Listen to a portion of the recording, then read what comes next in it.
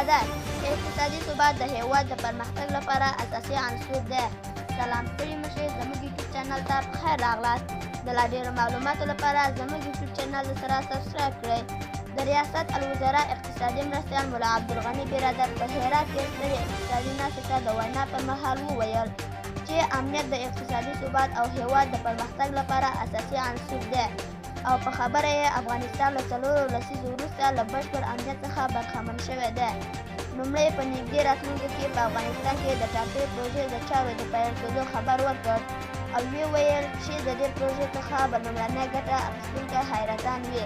د ټاپي پروژې کار په 1496 کال کې د افغانستان په هرات ولایت کې پرانیستی شو، خو د امنیتي ستونزو له امله د دغه پروژې کار نه و پیل شوی.